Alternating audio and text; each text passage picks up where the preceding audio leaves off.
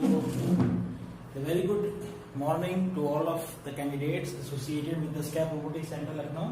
मेरा नाम अभिनव श्रीवास्तव है। As usual SCAP Robotics Center में आपके लिए कुछ इंटरेस्टिंग वीडियोस जो नॉलेज से परिपूर्ण हो वो लेकर मैं आता हूँ। आज बहुत दिनों बाद वीडियो लेक्चर का एक प्लान बना या एक मोटो मिला, क्योंकि रोबोटिक लोकोमोशन पे एक लेक्चर में पहले रिपीट कर चुका हूँ, आपको कन्वे भी कर चुका हूँ। अच्छा रिस्पांस मिला है, उसके लिए धन्यवाद। और सबसे इम्पोर्टेंट बात यहाँ पर यह है कि आपका जो कॉन्सेप्ट हम लोग बताते हैं स्कैप रोबोटिक्स सेंटर के अंतर्गत, वो कॉन्सेप्ट्स ऐसे कॉन्सेप्ट्स होते हैं जो जनरल इंजीनियरिंग साइंसेस में शायद ना पढ़ाए जाते हों। शायद मैंने इसे लगाया क्योंकि मोस्ट ऑफ द यूनिवर्सिटीज का सिलेबस लगभग सेम है और बहुत ही अपर कैप में उस चीज को पढ़ाई जाती है। मैं आपको वीडियो जो सक्सेसिव वीडियो से बताता भी रहता हूं कि किस टॉपिक जो नए नए टर्म्स या टॉपिक्स आते रहते हैं, तो वो टर्म्स एंड टॉपिक्स इंजीनियरिंग में फैशन के लिए नहीं है कि आप उसके बारे में एक फैशनेबल राय रखें। उसके बारे में डीप और कोर क्या चीज होनी चाहिए और क्या आपको उस लेवल में पढ़ना चाहिए, यूजी लेवल पे और पीजी लेवल पे या डॉक्टरेट लेवल पे क्या क्या चीजें पढ़नी चाहिए, ये भी मेरा एक उद्देश्य है बताने का। मैंने कई बार लेक्चर्स में बताया भी है, जैसे कि आपका मैकेट्रॉनिक्स के लेक्चर में बताया था मैंने। क्योंकि आजकल बहुत से इंस्टीट्यूशंस करते क्या हैं कि फैशनेबल ढंग से एक इमर्जिंग ब्रांच को जो है वो ट्रीट करते हैं, और फैशनेबल रूप से ट्रीट करने के कारण वो लॉन्च तो कर देते हैं, लेकिन उसमें उसका करिकुलम जब ओबे करने की बात आती है तो उस करिकुलम को कहीं ना कहीं वो मैच कर देते हैं अपने पुराने करिकुलम में। धीरे से बच्चे को समझ में ये चीज ना आए कि हम एक्चुअल में चीज वही पुरानी पढ़ रहे हैं और लेकिन उसका कलेवर नया है। तो यहाँ पे इम्पोर्टेंट बात ये है कि जो चीज जिसके लिए स्पेसिफाइड है, जिस टॉपिक के अंदर जो सब टॉपिक्स आने चाहिए, तो वो सब टॉपिक बच्चों को उस सब्जेक्ट के अंदर पढ़ाना अनिवार्य होना चाहिए। It should be justifiable technique for teachers, for mentors to deliver the right thing and the right topic to the students. तो इसी के साथ आज मैं रोबोटिक लोकोमोशन पे दूसरा एक वीडियो लेकर आया हूँ, और ये वीडियो बहुत इंपॉर्टेंट इस सेंस से है कि बहुत दिनों से मेरे पास मेल आ रहे थे और व्हाट्सएप मैसेजेस भी आ रहे थे कि सर बाइट लोकोमोशन के बारे में भी थोड़ा सा हमें जानकारी दीजिए। अब तक मैंने जो जितने भी रोबोट लोकोमोशन में 3 टाइप्स के रोबोट लोकोमोशन स्ट्रेटजीज बताई थी, तो वो स्ट्रेटजीज जो थी वो मोटर से रिलेटेड थी, डिफरेंशियल ड्राइव से रिलेटेड थी। ठीक है, मैंने उस वीडियो में ही प्रॉमिस किया था कि रेप्टिलिक मोशन और बाइट लोकोमोशन पर भी एक वीडियो आगामी सेशन में या आगामी जब भी टाइम मिलेगा मुझे, मैं आपको डिलीवर करूंगा।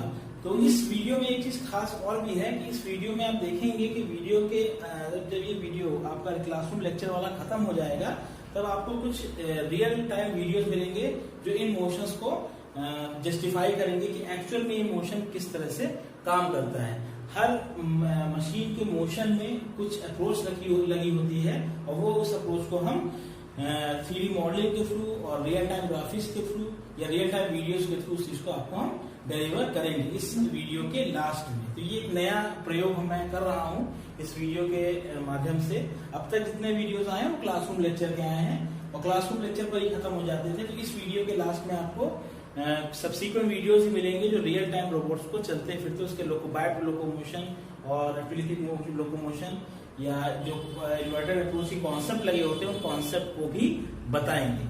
तो स्टार्ट करते हैं आज का टॉपिक, बाइट लोकोमोशन स्कैप रोबोटिक्स सेंटर के अंदर। ठीक है, तो देखिए बच्चों, बहुत इंपॉर्टेंट थिंग यहाँ पर यह है, मैंने यहाँ पे आज मैंने 2 लोकोमोशन स्ट्रेटजीज को कवर किया है। पहला है बाइट लोकोमोशन, जैसे कि हम जो इंसान है, ह्यूमन बींग्स हैं, जिस तरह चलते हैं तो वो होता है बाइट लोकोमोशन। और दूसरा मेजर लोकोमोशन स्ट्रेटजी होती है, वो होती है रेप्टिलिक मोशन, जिसमें कि साइंस या जिसमें कि स्नेक्स या इस तरह के रेप्टाइल्स चलते हैं।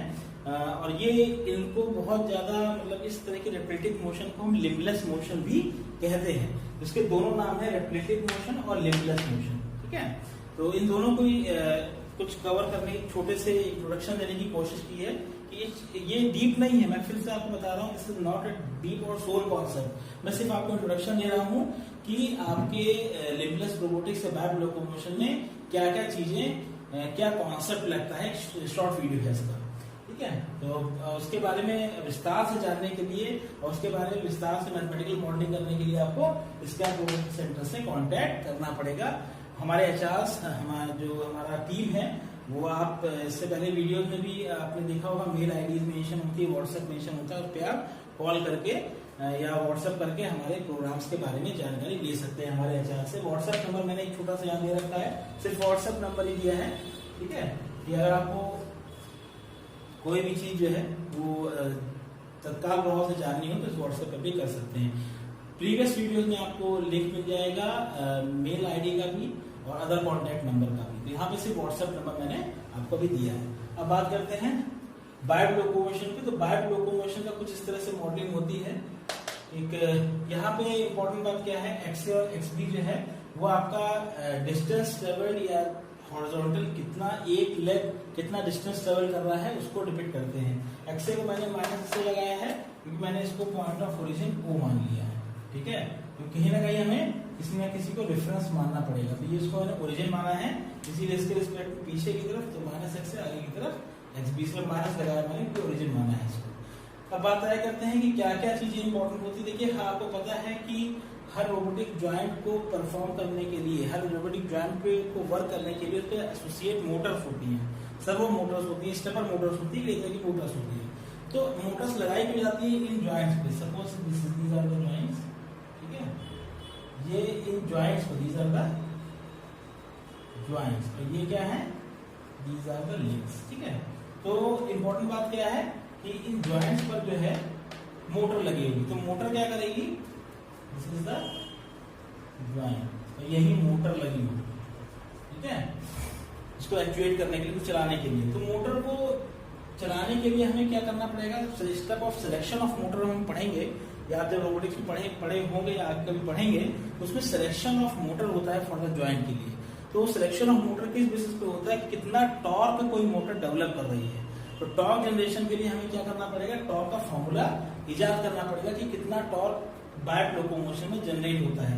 तो this is the formula for the torque generated by the joint the biped locomotion, ठीक है। Useful for the motor selection, this is important, useful for the motor selection of the joint in robotics. तो ये formula होता है theta one angle से। मैंने आपके सारे मेजरमेंट्स में बताए हैं।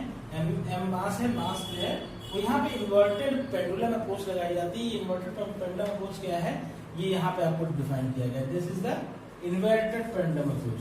तो बाइट लोकोमोशन में मोस्टली इन्वर्टेड पेंडुलम अप्रोच लगाई जाती है। इन्वर्टेड पेंडुलम अप्रोच में होता क्या है, इन्वर्टेड पेंडुलम वो पेंडुलम होता है जहां पे इसका सेंटर ऑफ मास जो हो वो कितना हो, उसके अबव हो उसके पाइवट पॉइंट्स। टेक्निक कौन सी लगती है बाइट लोकोमोशन में, इन्वर्टेड पेंडुलम अप्रोच लगता है। और इन्वर्टेड पेंडुलम अप्रोच क्या होता है कि वो ऐसा पेंडुलम जिसका पाइवट पॉइंट से जिसके ऊपर सेंटर ऑफ मास हो। तो अगर हम इसकी बात करें तो ये this is the pivot point, this is the pivot point जहां से वो जुड़ा होता है, हिंज होता है। और दिस इज द इसका इस पूरे सिस्टम का ये मास लगा है। तो इस सिस्टम का जो सेंटर ऑफ मास होगा वो कहीं ना कहीं इसके ऊपर होगा, ठीक है। तो अब ये इंपॉर्टेंट बात है, बहुत से बच्चे ये कह सकते हैं कि सेंटर ऑफ मास अगर अबव है तो ये पेंडुलम टिकेगा कैसे। तो ये जो पेंडुलम टिकता है वो इस फोर्स के कारण टिकता है। और ये फोर्स जो है वो एक electronic servo system, electronic servo motor कह सकते हैं। उससे अगर इस चीज को आगे बढ़ाएंगे तो ऑटोमेटिकली कहीं ना कहीं ये जाके ऊपर पोजीशन ले लेगा। कैसे लेगा, इस आगे वीडियो में आपको दिखाया गया है इन्वर्टेड पेंडुलम अप्रोच के नाम से। जब प्रैक्टिकली आप उसको देखोगे, जब ये चलेगा, जब ये मोशन होगा तो ऑटोमेटिकली पहले ये जहां से नीचे आएगा और नीचे आने के बाद ये मोशन तेज हो जाएगा तो ऐसे करके ऊपर आ जाएगा। तो इस तरह की अप्रोच को यूज किया जाता है आपका बाइट लोकोमोशन में। दिस इज एक बहुत छोटी सी जानकारी है कि अभी हमने बहुत बेसिक सा बताया कि बाइट लोकोमोशन में इन्वर्टेड पेंडुलम अप्रोच काम करता है। वीडियो में आगे वीडियो में जब इसकी देखेंगे स्पेसिफिक वीडियो में आपको इसको इसका वर्किंग करते हुए बताया जाएगा कैसे ये वर्किंग करती है इन्वर्टेड पेंडुलम अप्रोच। 100% सक्सेसफुल नहीं होती है, और भी आगे चल के एक न्यूरल नेटवर्क आर्किटेक्चर भी इसमें आता है, उससे भी हम लोकोमोशन को जो है अचीव करते हैं। तो फिलहाल बेसिक मैकेनिकल जो थिंग है वो इन्वर्टेड पेंडुलम अप्रोच है। This is the inverted pendulum approach.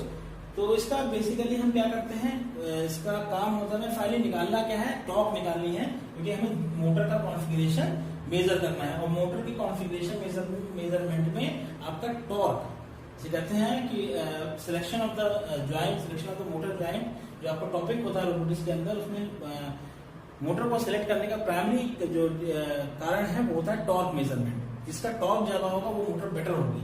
तो टॉर्क का एक फॉर्मूला ये दिया हुआ है।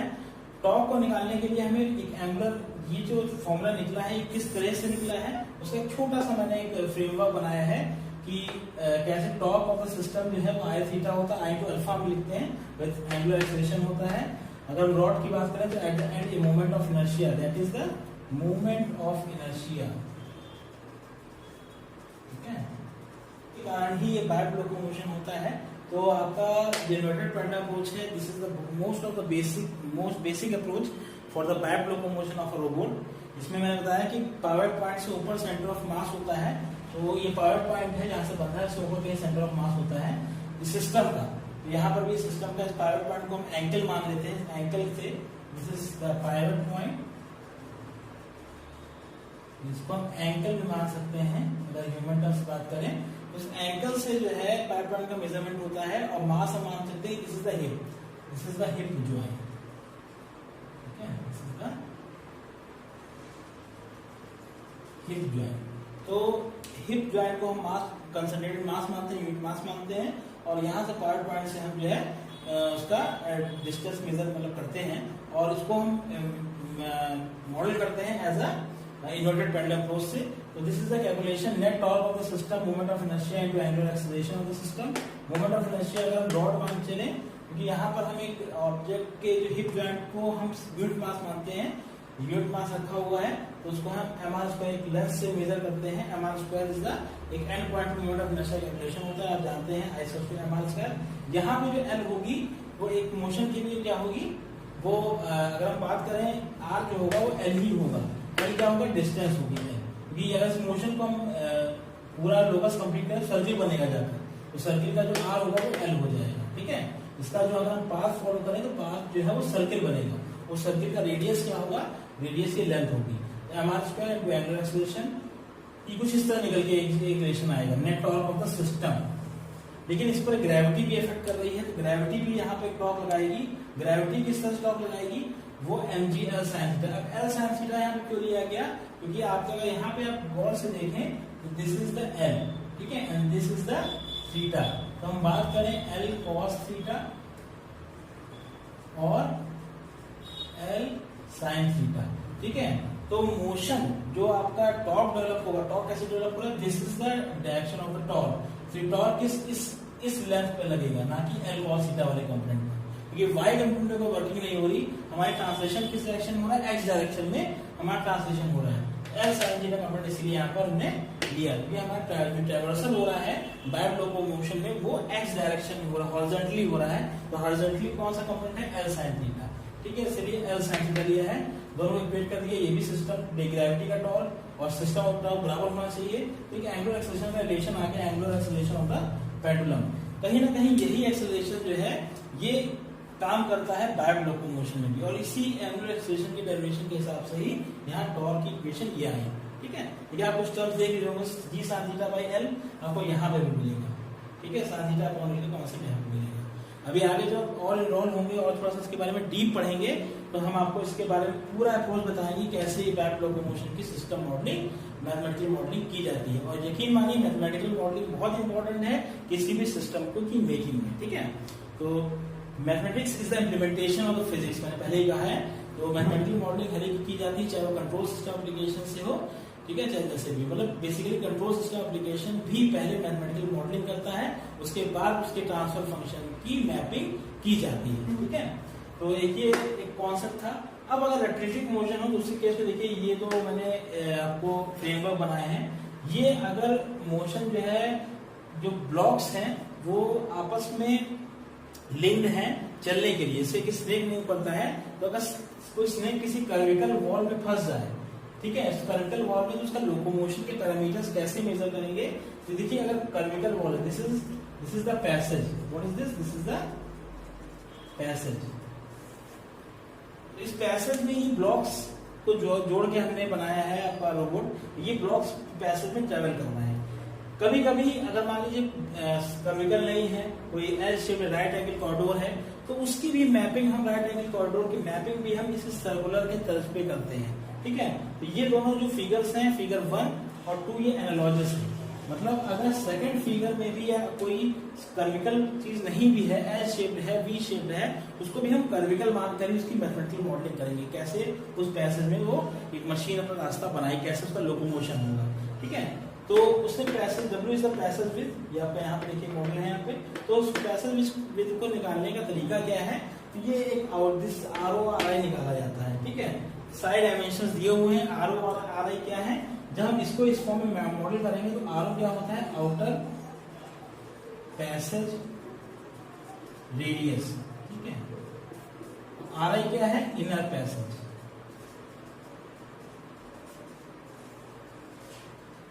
ठीक है, इनर पैसेज रेडियस। तो हम क्या करते हैं, बेसिकली जितने भी ज्योमेट्रिकल शेप्स होते हैं, उन ज्योमेट्रिकल शेप्स को कर्विकल मान के उसका मैथमेटिकल फॉर्मुलेशन करते हैं। तो ये कुछ मैथमेटिकल फॉर्मुलेशन है जिससे कि हम कॉरिडोर विड्थ निकाल सकते हैं for the safe passage of artificial links या आर्टिफिशियल रोबोटिक लिंक्स। तो ये फॉर्मूला है। इस तरह के बहुत से फॉर्मूलेज आपको अभी आगे समय में जब आप डीपली रोबोटिक की एनालिसिस आप पढ़ोगे स्कैप रोबोटिक सेंटर के अंदर, तो आपको ऐसे बहुत से मैथमेटिकल कंडीशनल मॉडलिंग मिलेंगी, इस कंडीशन पे ये होगा, ठीक है।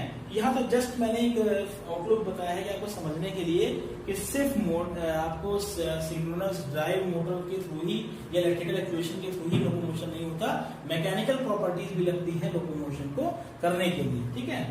और इसके बारे में आपको वीडियो सब्सिक्वेंट इस वीडियो के बाद में वो वीडियो आपको अटैच मिलेगी इसमें। यहाँ पे ये इस नया है। इसके साथ साथ मोबिलिटी एनालिसिस में एक टर्म और आता है, डिग्री ऑफ फ्रीडम मेजरमेंट। तो डिग्री ऑफ फ्रीडम मेजरमेंट में या मोबिलिटी एनालिसिस में है तो उसका मैथमेटिकल फॉर्मूला होता है। तो डिग्री ऑफ फ्रीडम मेजरमेंट में दिस इज द फॉर्मूला। थोड़ा फॉर्मूला में और फॉर्मूलेज भी हैं डिग्री ऑफ फ्रीडम मेजरमेंट में। बेसिक फॉर्मूला मैंने बताया है, तो ये एक बेसिक फॉर्मूला है। डी क्या है, degree of freedom of space. D is equal to 3 for planar and for space 6 for spatial motion। planar motion जो होता है बेसिकली कंसीडर किया था सीरियल लिंक मैनिपुलेटर्स के लिए, और स्पेशल जो आपका डिग्री ऑफ फ्रीडम मेजरमेंट होता है स्पेशल मोशन का, वो पैरेलल रोबोटिक्स में रोबोट में होता है, जिसमें दो सर्फेसेस होती हैं, दो सर्फेसेस आपस में चल रही होती हैं। तो स्पेशल पैरेलल रोबोटिक्स में आता है और प्लेनर के लिए सीरियल रोबोटिक्स में आएगा, जहाँ पे एक ही प्लेन में काम हो रहा है।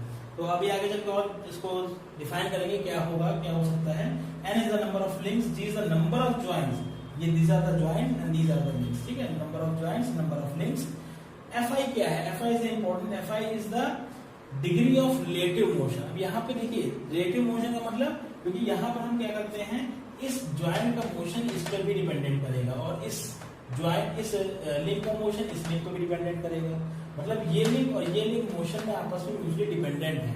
तो रिलेटिविस्टिक मोशन भी का एनालिसिस भी यहाँ पर इक्वली इंपॉर्टेंट होती है रोबोटिक्स में, ठीक है। इसलिए यहाँ पे this is the degree of the relative motion, this is the important thing. Relative motion एक ज्वाइंट की जो मैथमेटिकल कैरेक्टरिस्टिक दूसरे ज्वाइंट से भी आपका जुड़ी होती है। अब बात यहाँ करेंगे रिलेटिव मोशन। तो हमने अगर आप ध्यान से पढ़ें, ध्यान से पहले मैंने मैट्रिसेस बताई थी, रोबोटिक मैट्रिसेस, उसमें NOA मैट्रिक्स बताई थी, वो रिलेटिविस्टिक मोशन के लिए ही होती है, जिसमें कि NOA is the difference coordinate for the end effector and XYZ are the coordinate for the universal frame. तो जैसे NOA को मॉडल करते हैं हम XYZ से, वही रिलेटिविस्टिक मैट्रिक्स के तरीके से यहाँ पे मॉडलिंग होगी इस मोशन, ठीक है। तो उसी से डिग्री ऑफ रिलेटिव मोशन निकलेगी, degree of freedom of the relative motion, और इस तरह से मोबिलिटी एनालिसिस की जाएगी।